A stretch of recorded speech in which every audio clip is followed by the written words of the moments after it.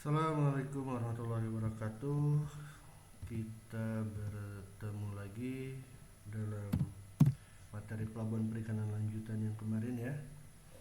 Hari ini kita membahas tentang pemasaran ikan hasil tangkapan. Jadi setelah kita berbicara tentang ikan yang didaratkan di pelabuhan perikanan itu harus dalam kondisi yang prima, mutunya bagus, maka selanjutnya kemudian ikan tersebut dipasarkan di pelabuhan perikanan. Seperti halnya penanganan mutu, eh, tanggung jawab dalam pemasaran ikan sebetulnya ada di tangan pengelola pelabuhan perikanan ya. Ini berdasarkan Permen KP juga, sama seperti sebelumnya Permen KP Peraturan Menteri Kelautan Perikanan Nomor 8 Tahun 2012 tentang fungsi pelabuhan perikanan, yaitu memasarkan ikan hasil tangkapan yang didaratkan. Sayangnya fungsi ini seolah-olah bersifat pasif, tidak aktif. Padahal kalau saya secara pribadi berharap bahwa pelabuhan itu bisa secara aktif memasarkan gitu ya, mengundang para investor, pengusaha perikanan, UMKM perikanan untuk datang ke pelabuhan untuk membeli bahan bakunya dari pelabuhan. Jadi itu yang harusnya dilakukan. Dan memang kegiatan pemasaran di pelabuhan itu tidak hanya menguntungkan untuk nelayan nantinya, tetapi juga pemasaran ikan yang ada di pelabuhan itu akan menguntungkan juga untuk pelabuhan. Yaitu salah satunya adalah eksistensi pelabuhan dan daya tarik pelabuhan, sehingga nelayan-nelayan dari luar pelabuhan pun akan berminat menjual ikan di pelabuhan tersebut kalau pemasarannya bagus gitu ya. Lalu mengapa ikan hasil tangkapan harus dipasarkan? Eh, karena ya memang dalam pemasaran ada banyak ya jadi ikan hasil tangkapan itu harus dipasarkan, memang harus dijual, dikomersilkan gitu ya. Saat ini ada beberapa cara penjualan ikan di pelabuhan perikanan. Ada yang melalui pelelangan, ada yang melalui penjualan langsung gitu ya, dijual langsung ke konsumen, dijual langsung ke pedagang. Jadi masing-masing setiap nelayan itu si A jual ke siapa, si B jual ke siapa. Jadi masing-masing menjual. Tidak ada satu kesatuan gitu di dalamnya, sehingga yang terjadi apa? Harga ikan itu menjadi berbeda-beda dan cenderung fluktuatif, meskipun pada beberapa wilayah didapati bahwa ikan yang dijual itu memiliki harga yang sama gitu ya. Nelayan yang menjual langsung ke pedagang ini ada beberapa sebab gitu ya. Ada yang memang bisnis to bisnis, ya mereka jual biasa aja. Tapi ada juga yang sekarang ini kasusnya adalah mereka terikat dengan tengkulak, dihutangi istilahnya ya. Atau misalnya karena tidak memiliki modal melaut, misalnya karena Covid kemarin, karena kenaikan BBM kemarin, nelayan menjadi kesulitan, lalu kemudian untuk melaut tidak memiliki modal. Akhirnya mereka meminjam uang kepada seseorang, lalu kemudian bisa jadi seseorang itu adalah pedagang gitu ya. Lalu kemudian si pedagang itu bilang, oke, saya berikan kamu pinjaman, tapi nanti ikannya harus jual ke saya ya, gitu, dengan harga yang ditentukan oleh si pedagang. Jadi nelayan terkadang pada beberapa kasus tidak berhak menentukan harga gitu ya. Dan biasanya harganya di bawah harga pasaran. Karena apa? Nanti si pedagang akan menjual lagi, jadi supaya mendapat keuntungan besar. Nah, harga yang di bawah harga pasar itu kemudian dipotong terlebih dahulu dengan hutang, dan sisanya diberikan kepada nelayan, dan itu juga diberikan tidak saat itu. Jadi setelah ikan itu terjual, dan itu butuh berhari-hari. Sehingga untuk melaut pada periode berikutnya si nelayan harus mencari utangan lagi, meminjam lagi, terus aja seperti itu, sehingga nantinya hutangnya menumpuk. Pada beberapa wilayah hutangnya si nelayan itu bahkan sampai tidak bisa dihitung lagi saking banyaknya gitu ya. Nah, ini tentu saja merugikan untuk nelayan. Tadi ada sebagai pengantar dari saya bahwa nelayan itu atau di beberapa pelabuhan ada yang menjual ikan secara langsung, ada juga yang melalui pelelangan. Nah, secara apa yang menjual ikan secara langsung, yang secara langsung itu jadi langsung ke konsumen, langsung ke pedagang, ada juga melalui lelang. Sebetulnya di antara dua cara penjualan ini mana yang lebih menguntungkan? Apakah menjual secara langsung atau eh, melalui pelelangan gitu. Nah, saat ini opsi penjualan langsung masih dianggap menguntungkan ya. Ini paling terbaik memang. Mau nggak mau sistem ini yang masih bisa berlaku gitu ya. Pelelangan masih belum bisa dilakukan sepenuhnya. Hal ini karena banyak faktor ya. Karena kalaupun ada pelelangan bisa dipastikan bahwa proses pelelangan ini berbeda sekali dengan 20 tahun yang lalu saat masa jayanya pelelangan saat itu gitu ya. Hmm, Mengapa pelelangan kemudian sulit sekali untuk dilakukan saat ini? Ada beberapa faktor.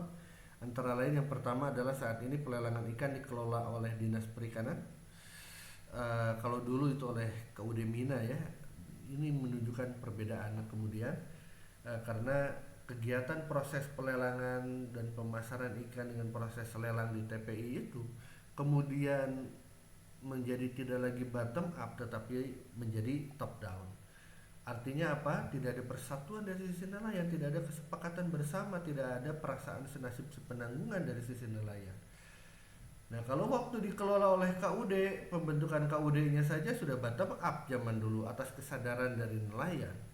Nah, sekarang kan banyak sekali koperasi-koperasi itu, KUD-KUD itu dibentuk bukan karena kesadaran bersama, tapi perintah dari eh, yang atas itu ya. Eh, itu yang yang menjadi kendala itu ya. Nah, itu yang pertama. Yang kedua, proses lelang eh, pada saat ini yang saya lihat tidak seperti zaman dulu di mana si pembeli yaitu pedagang, pengusaha atau konsumen yang ikut lelang membayarkan uang deposit gitu ya. Jumlah uangnya berapa yang harus didepositkan? Ya tergantung dari rencana dia membeli ikan berseberapa banyak gitu. Kalau dia ingin membelikan yang banyak, misalnya seharga kira-kira 50 juta, maka uang yang harus didepositkan ya sebesar 50 juta, tidak boleh kurang. Bahkan kalau lebih boleh gitu, nanti uangnya dikembalikan. Nah, sehingga ketika nanti transaksi lelang selesai, uang tersebut bisa diterima langsung oleh si nelayan. Bayangkan kalau tidak ada deposit seperti itu. Ketika selesai lelang, nelayan tidak dapat menerima uang hasil penjualan ikannya secara langsung. Keuntungan melalui pelelangan apa? Yaitu mutu ikan terjaga. Kok bisa mutu ikan terjaga kalau proses lelangnya ada? Karena ada persaingan di situ. Ada persaingan, ada kontrol. Orang bisa melihat langsung, oh ini mutunya baik atau tidak. Apakah grade A atau grade B? Kalau grade A harganya berapa, grade B berapa? Lalu di situ ada A2 harga kan, pasti orang berebut untuk membeli karena mutunya bagus, ikannya oke, ekonomis penting, mutunya oke juga. Nah, orang berebut di situ, gitu kan? Sehingga uh, naik harganya, daya tawar terhadap nelayan tuh menjadi naik. Berbeda kalau memang nanti penjualannya tidak melalui pelelangan. Kalau tidak melalui pelelangan berarti si pedagang itu atau si pengusaha akan berkeliling mendatangi satu persatu nelayan. Si nelayan A mengaku jual ikan tuna seharga 30.000, datang ke nelayan B jual ikan tuna seharga 28.000. Si nelayan A yang tadi didatangi yang memiliki harga tuna 30.000 secara otomatis ketika tahu harga 28 dibeli, dia akan menurunkan harganya gitu kan, daripada ikannya dia tidak terjual. Itu yang terjadi itu. Jadi mutu ikan ini sangat penting dalam pelelangan. Semakin bagus mutunya, maka akan semakin tinggi harganya. Di pelelangan juga terdapat transparansi harga. Harga dasar itu biasanya diambil dari harga kemarin atau harga pasaran pada umumnya yang ditentukan oleh siapa? Oleh KUD-nya, oleh pengelola pelelangan, oleh KUD Mina atas kesepakatan dengan si nelayan. Berapa harga ikannya sekarang gitu.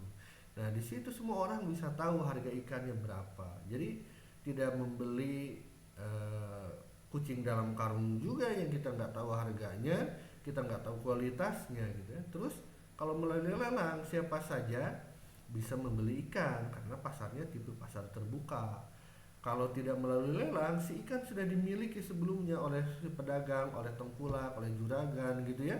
Nah, itu udah dimiliki sehingga misalnya kita sebagai pengusaha pengolahan ikan membutuhkan bahan baku itu akan mengalami kesulitan karena apa? Kita membeli dari tangan kedua atau ketiga akhirnya.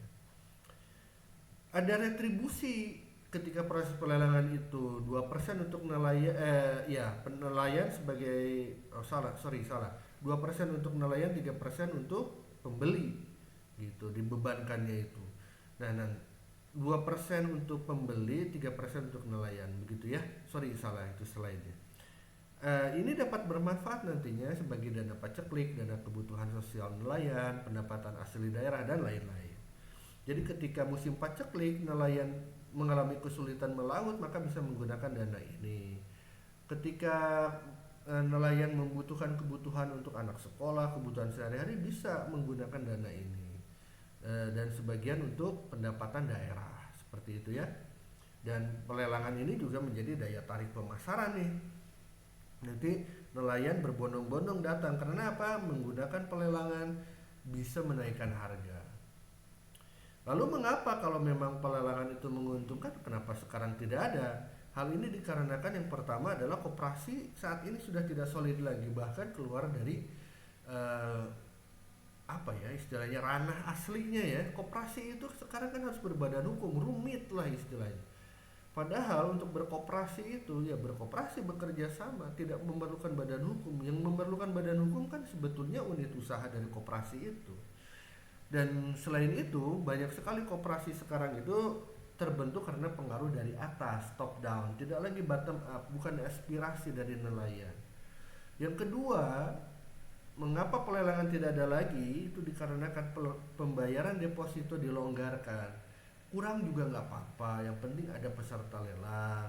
Lalu kemudian kalaupun ikut tanpa membayar deposito juga diperbolehkan. Ini berakibat kemudian ketika dia menjadi pemenang lelang, si nelayan tidak mendapatkan bayaran sepenuhnya. Ini akibatnya akan berdampak pada modal melaut untuk periode berikutnya. Nah, itu menjadi sulit gitu. Akhirnya menjadi terganggu tuh. Banyak perusahaan kemudian nggak mau ikut lelang juga karena apa? Dengan ikut lelang berarti dia harus membeli ikan dengan harga yang tinggi, harga yang mahal. Nah, kalau harganya tinggi, harganya mahal, berarti cost production untuk perusahaan mereka juga meningkat. Nah, ini akan menyulitkan mereka dalam menjalankan perusahaannya. Sehingga banyak dari perusahaan pedagang itu akhirnya mengikat nelayan. Mereka mau mengongkosi, membekali, memberikan uang kepada si nelayan untuk modal melaut agar dia dapat ikan dari si nelayan itu gitu. Ada yang dengan sistem kontrak seperti misalnya di perusahaan-perusahaan besar ya, di Nizam Zaman atau lokasi-lokasi lain yang punya perusahaan besar, mereka dikontrak, digaji bulanan, ada bonusnya dan macam-macam. Dan mungkin itu yang oke gitulah ya dibanding dengan catatan dalam tanda kutip si nelayan jadi terbebani dengan utang. Lalu pemasaran seperti apa yang baik? Nah, coba teman-teman buat tugas minggu depan hari Kamis gitu ya, Kamis depan dikumpulkan, merancang, memaparkan, menganalisis, mengolah kira-kira nih sebagai mahasiswa pemasaran apa yang baik untuk nelayan. Dan sertakan alasannya, buat dalam sebuah paper ya, minimal ya 5 halaman lah minimal ya. Dikumpulkan melalui PJ-nya, nanti kirim link drive-nya. Nah, dalam proses pemasaran tidak hanya terjadi di pelelangan, di pelabuhan, di tempat pemasaran ikan ya, tapi juga kemudian dia mengalir terdistribusi sampai ke konsumen. Nah, perpindahan ikan dari nelayan ke pedagang, ke agen dan lain-lain, nah itu namanya adalah saluran pemasaran. Saluran pemasaran itu sendiri adalah serangkaian kegiatan yang dilakukan oleh produsen atau penjual untuk mengirimkan produk atau layanan ke konsumen akhir. Jadi sampai ke konsumen akhir. Saluran pemasaran berperan penting dalam mendistribusikan produk dan mencapai target pasar.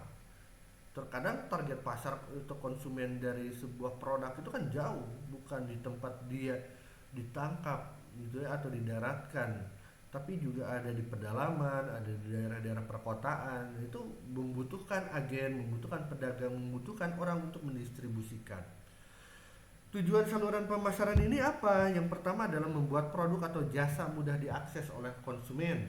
Yang kedua, memudahkan proses penjualan. Yang ketiga adalah membangun koneksi bisnis yang memproduksi produk atau jasa dengan calon konsumen. Nah, ini yang harus diperhatikan, bahwa mau nggak mau sebuah produk itu harus berpindah tempat untuk meningkatkan nilai ekonomi dari sebuah produk. Ada 5 jenis saluran pemasaran yang dapat digunakan. Yang pertama adalah produsen to konsumen, produsen kepada pengecar lalu konsumen, produsen pedagang besar pengecar konsumen, atau produsen agen pengecar konsumen, atau produsen agen pedagang besar pengecar dan konsumen. Nah, 5 saluran ini bisa terjadi dalam satu waktu ya, dalam satu orang. Nah, produsen di sini adalah nelayan tentu saja. Salah satu peran utama saluran pemasaran adalah mengubah pembeli potensial. Nah, saluran pemasaran ini mengubah pembeli potensial yang tadinya hanya membeli sewaktu-waktu harus menjadi langganan. Dengan mengetahui saluran pemasaran, kita jadi tahu ikan ini disalurkan kemana, sampai kepada siapa. Nah, kita bisa follow up tuh. Follow up dalam bisnis itu ada yang namanya follow up, apa itu ya, follow up tentang penjualan ya. Jadi si pembeli itu diberikan servis istilahnya itu ya. Nah, saluran pemasaran tidak hanya melayani pasar tapi juga membentuk pasar. Artinya pasar di sini adalah melayani pembeli yang sudah ada, tapi juga bisa memungkinkan untuk mencari pembeli-pembeli baru yang potensial. Saluran pemasaran merupakan sebuah perangkat saluran pemasaran khusus yang digunakan oleh sebuah perusahaan. Ini ada perusahaannya. Ini kalau dia berpikir sebagai perusahaan besar gitu ya, tapi kalau sebagai perusahaan kecil semacam UMKM dan lain sebagainya, itu biasanya berpikir di saluran pemasaran satu. Tapi ada anggapan bahwa semakin panjang saluran pemasaran, maka semakin tidak efisien saluran pemasaran tersebut. Kok bisa? Hal ini disebabkan oleh yang pertama, lembaga pemasaran yang terlibat semakin banyak. Dalam perikanan, ikan itu harus dijual secepat mungkin. Karena ikan itu barang yang mudah rusak. Dia tidak bisa berlama-lama dijual. Kalaupun dijual dalam waktu yang lama, maka memerlukan biaya penanganan atau biaya pemasaran yang lebih besar. Mau ditransportasikan jarak jauh, dia harus membeli es, mobilnya kalau dia pakai mobil box dia harus berpendingin, ada freezernya, mahal biaya pemasarannya ya. Lalu yang terjadi ketika saluran pemasaran menjadi panjang adalah nilai margin pemasarannya semakin besar. Jadi misalnya si nelayan menjual 3.000, nanti konsumen mendapat harga 50.000. Tapi efisiensi atau tidaknya sebuah saluran pemasaran itu karena teori ini mengadopsi konsep konsumen adalah rajanya gitu ya, bukan produsen sebagai rajanya tapi konsumen sebagai raja. Dapat dipahami bahwa nilai margin pemasaran yang semakin besar ini merugikan gitu. Tapi kalau untuk nelayan di mana dia butuh menjual ikan secara cepat, maka berapapun harganya semakin cepat dia terjual. Yang penting mendapatkan untung yang layak, keuntungan yang sangat layak, maka Kalaupun ada gap, ada margin harga antara produsen dengan konsumen menjadi tidak masalah sebetulnya. Nah ini yang menjadi perhatian ya. Nah, lalu bagaimana cara mengukur efisiensi pemasaran? Nah ini saya mengambil dari Sukartawi dari buku tentang pemasaran, yaitu efisiensi pemasaran itu adalah bagaimana biaya pemasaran dibagi dengan harga produk. Jadi biaya pemasaran ini banyak ya, bukan hanya sekedar biaya yang dikeluarkan oleh bukan biaya yang diterima oleh produsen saja, tapi apa yang mereka lakukan, apakah mereka mempromosikan atau membuat iklan, memasarkan iklan di sosial media, misalnya di sosial media berbayar ya, di iklan di koran, di TV dan lain sebagainya misalnya, ada transportasinya kah, pembelian esnya kah dan lain-lain. Nah, itu masuk dalam biaya pemasaran. Nah, biaya pemasaran ini kemudian dibagi dengan harga produk. Berapa dia jual harga produknya? Lalu bentuk dalam persen. Jika nilai eh, bagi antara biaya pemasaran dengan harga produk ini sampai 50%, nah maka itu adalah saluran pemasaran yang efisien. Akan tetapi kalau biaya pemasaran ini dibagi harga produk kemudian dibuat persentase ternyata lebih dari 50%, maka dapat dikatakan saluran pemasarannya menjadi kurang efisien. Kayak gitu ya. Nah, coba menggunakan efisiensi pemasaran ini, bandingkan apakah melalui pelelangan atau menjual langsung pemasaran menjadi efisien. Sekian pemaparan dari saya, sampai jumpa di lain kesempatan.